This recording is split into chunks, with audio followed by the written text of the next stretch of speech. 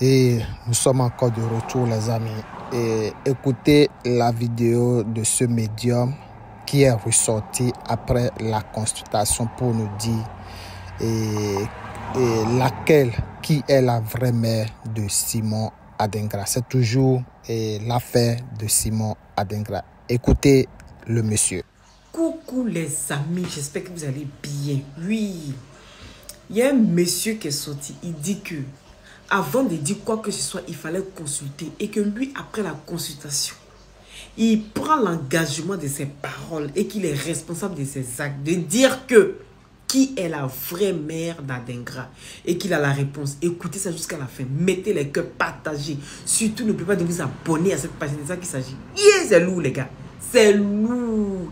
Il a dit, la spiritualité a pris le dessus. Voilà ce que Aziz 47 aurait dû faire. Au lieu de venir sortir pour parler comme... Lui, il parle comme un Ivoirien. Ah, le père, tu as fait fort. Voici ton collègue qui est en train de parler, c'est qui casse les papos. Oui, il dit tout. Il dit, écoutez, c'est qu'à la fin, qui est la vraie mère d'Adingra. Il prend ses responsabilités, puis il parle. Les gars, c'est lourd. Comme ça, sans demander aux ancêtres. Sans leur demander qu'est-ce qui se passe. Sans demander leur point de vue. Sans demander qu'est-ce qu'ils voient, sans leur demander la vérité, sans leur demander la vérité se trouve dans quel côté, sur quel côté, pardon. Et c'est ce que j'ai fait. Et comme j'ai eu la réponse à ma question auprès des ancêtres, voilà pourquoi je viens maintenant réagir. Et ce que je dis chez nous, je suis Nyambois. Et chez nous, nous sommes des Nyambois, nous avons nos traditions. Nous avons le Klaoubé et nous avons la danse panthère. Notre initiation panthère, notre initiation de Klaoubé. Voilà les deux différents types d'initiations qui sont chez nous. Et je jure, au nom de mes ancêtres, je jure sur la tête de mes enfants, moi, parce que je n'ai aucun intérêt à mentir. La dame en question, je ne la connais pas, ni d'Adam, ni d'Ève. Elle aussi, à son tour, elle ne me connaît pas. Mais, je veux mettre fin à des polémiques inutiles. Voilà pourquoi j'ai demandé aux ancêtres et je viens réagir maintenant. Ce que je vais vous dire, c'est que la dame en question qui est en train de parler, c'est vraiment la mère d'Adingra. Oui, je vous le dis, c'est vraiment sa mère. Je mets quiconque au défi. Et puis ce que je suis en train de dire, ça m'engage moi-même. Ce que je suis en train de dire, ça m'engage. Et je l'assume. Je dis la dame en question est la mère de Simon Adingra. Oui. Je le répète, je dis la dame en question est la mère de Simon Adingra. Oui. Parce que une mère qui a mis son enfant au monde, quel que soit tes manigas, tu ne peux jamais garder son enfant jusqu'à ce qu'elle ne puisse pas voir cet enfant jusqu'à ce qu'elle meure. Et ce que je suis en train de dire, si Simon Adingra, il est sincère, il est sérieux, ce que je suis en train de dire. Il sait que celle qu'il appelle sa mère biologique présente, qui est là actuellement, qui bénéficie là, n'est pas sa mère biologique. Ce que je suis en train de dire, il le sait. Oui. Je vais vous donner un exemple. Ça, je mets le volet spirituel de côté. Maintenant, je vous donne maintenant un exemple d'un cas que moi j'ai traité. Et Dieu même, les ancêtres même m'ont inspiré pour faire cette vidéo parce que ça va aider beaucoup de femmes. J'ai reçu une dame en 2020. La dame en question a eu un enfant avec un monsieur. Oui, a eu un enfant avec un monsieur.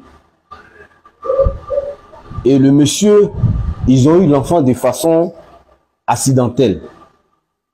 Je ne vais pas rentrer dans certains détails, mais la façon dont ils ont eu l'enfant là, la femme, elle n'était pas consentante.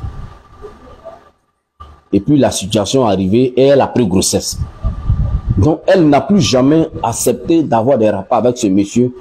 C'est-à-dire la seule fois où ils ont eu des rapports, ça a été une grossesse et ils n'ont jamais eu de rapport jusqu'à la dame a accouché. Et quand elle a accouché, l'enfant avait 4 mois. L'enfant avait 4 mois.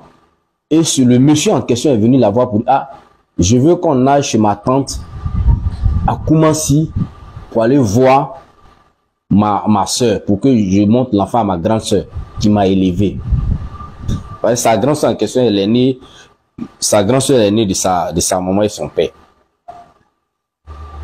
L'enfant est né, pardon, de sa maman et son père. Donc, il allait chez cette dernière avec la dame en question. Et quand ils sont arrivés, la dame a dit, oh, ton bébé est joli, regarde comme elle est mignonne, l'enfant. C'est une fille. Et elle a pris l'enfant dans la main de la dame. Elle est restée au moins 5 petites minutes. Et elle dit, ah, je vais la mettre au dos. Et elle prend son seau du marché. Elle dit, je m'en vais au marché. Je reviens tout à l'heure. Il faut rester là. Et elle lui confie une petite tâche. Il faut laver mes petites assiettes là. Je reviens tout à l'heure. Et la dame est restée avec le père de l'enfant. C'est-à-dire l'enfant de la mère de l'enfant et le père de l'enfant. Les deux sont restés là. Elle est allée au marché. Or, le monsieur, il avait déjà planifié avec sa maman. Avec sa grande soeur. Il devait l'arracher l'enfant. Et quand ils sont, elle allait au marché, elle ne venait pas 30 minutes après. Lui aussi, il a fait un semblant de fumer. Il a pris l'allumine cigarette, il est sorti du salon pour fumer. Et paf, lui aussi, il est parti. Il n'est plus revenu. La dame aussi n'est plus revenue jusqu'à 18 h. Et la dame, elle rentre à Yopougon, chez ses parents. Dès qu'elle arrive, son père ne la laisse même pas rentrer dans la maison. Il dit, où est l'enfant? Elle explique à son père. Son père dit, demain matin, à 6 h, à la première heure, il faut que tu te retournes là-bas pour revenir à l'enfant. Et la dame en question, le matin, très tôt, elle retourne sur les lieux. Elle va trouver la dame en train de laver l'enfant. Lorsqu'elle était en train de laver l'enfant, le ciel arrive. Elle n'a pas fait de bruit, elle a fait comme rien n'était aussi. Quand elle a lavé l'enfant, elle était en train de la laver. Elle a fini, elle dit, donc moi, je vais lui donner à téter. Quand elle a pris l'enfant aussi, dès que la dame est rentrée dans la chambre pour prendre quelque chose, elle aussi, paf, elle est partie avec son enfant. Et qu'est-ce qu'elle a fait? Elle a emmené l'enfant chez sa maman au village. Et sa maman a lavé ses seins parce que ça se passe en Afrique. Il y a des plantes, on lave les seins, puis le lait revient dedans. Et sa mère, plus elle ne faisait plus d'enfant. Elle a lavé ses seins, le lait est revenu. Et c'est sa maman qui donne à téter à son enfant. Et l'enfant a eu 6 ans. Elle a mis l'enfant à l'école. Et qu'est-ce qu'il a fait? Il s'est renseigné auprès de ses oncles à qui il a menti, qui ne connaissent pas la vraie vérité. Sans l'accord de la dame, ils l'ont emmené chez elle au village derrière et il a volé l'enfant encore. Écoutez très bien ce que je vous explique. Hein. L'enfant qui avait 6 ans, depuis qu'il a revolé pour la deuxième fois à 6 ans, la dame n'a plus jamais vu son enfant jusqu'en 2020. L'enfant avait déjà 21 ans en 2020. Et quelqu'un lui a parlé de moi. Il dit, ah, la situation de ton enfant là, vraiment il faut tout faire, tu vas retrouver ton enfant. Parce que si tu ne la retrouves pas, que ça y est qui te retrouve, elle sera très fâchée envers toi, elle va trouver que tu l'as abandonné dans la main des gens, tout et tout. Elle dit, mais elle ne peut pas dire ça parce que moi je la cherche que elle-même. Et c'est comme ça, la dame l'a conduit chez moi. Et lorsqu'elle est venue, j'ai fait un travail pour elle. Quand j'ai fini de faire le travail, je lui ai conseillé d'acheter poudre de fusil. Oui.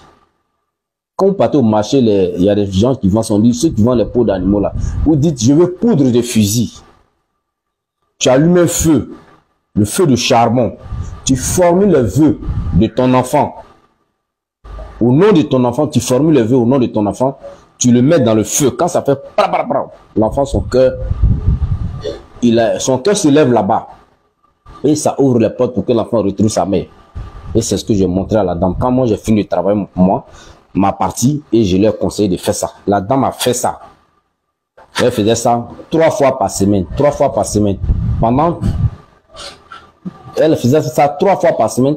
Pendant 2 mois au plus. Pendant 2 mois, puis elle a fini. Je lui ai dit de faire ça pendant 2 ou 3 mois.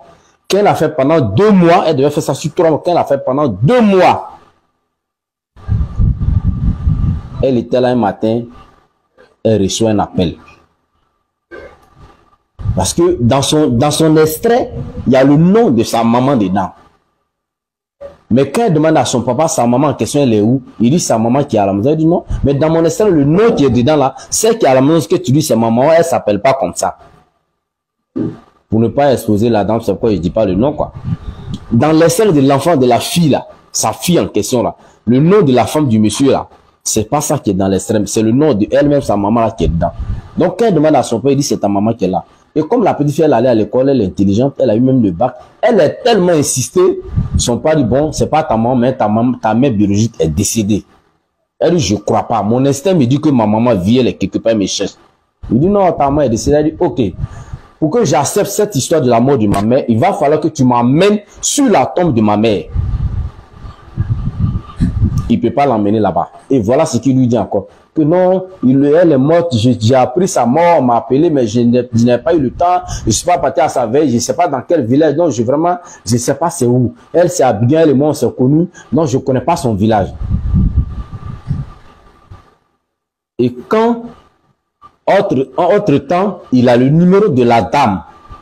La dame aussi a son numéro. La mère de l'enfant a son numéro. Quand elle appelle pour voir son enfant, il me dit non, je suis ici. En tout cas, il n'a jamais dit non. Hein. Il dit jamais non. Mais quand elle appelle là, il a toujours de quoi dire. S'il n'est pas à Daloa, il est à San Pedro. S'il n'est pas à San Pedro, il est à Boaké. S'il n'est pas à Boaké, il est au Nigeria. S'il n'est pas au Nigeria, il est au Cameroun. Ça dit chaque fois qu'elle va l'appeler là, lui, il n'est jamais à la maison. Non. Depuis que l'enfant a 6 ans là, quand elle appelle, lui n'est jamais à la maison. Oui. Et lorsque j'ai fait le travail de la dame, la fille, un jour, son papa l'a donné son téléphone de régler quelque chose dedans. Et c'est comme ça, la fille en question va rentrer dans le répertoire de son papa. Au lieu de faire le travail que son père l'a confié, elle va rentrer dans le répertoire de son père. Et le nom qu'elle voyait toujours, le nom qui se trouve dans son extrait de naissance, elle retrouve le nom là dans le téléphone de son père. Voilà comment la petite va retirer, elle va prendre le numéro. Et le lendemain, dès qu'elle partait à l'école, sur la route de l'école, elle appelait sa mère. Elle appelait le nom. La dame a dit, c'est la dame au nom de tel nom. La dame a dit, oui, c'est bien moi. Elle dit, tu as une fille qui s'appelle tant. Elle dit, oui, c'est ma fille, je la cherche, mais depuis fort longtemps. C'est comme ça, ils vont se donner rendez-vous. La fille va venir à Abidjan. Et c'est comme ça, aujourd'hui, je vous parle, la dame a retenu sa fille avec elle, veut plus retourner chez son père. C'est-à-dire, elle a arrêté même d'aller à l'école parce que c'est son père qui devait payer son école. La maman n'avait pas les moyens. Normalement, c'est le père qui doit payer son école. Mais elle a préféré arrêter cette cours parce qu'elle ne veut même plus retourner chez son père. Merci d'avoir regardé la vidéo. Et je vous dis merci.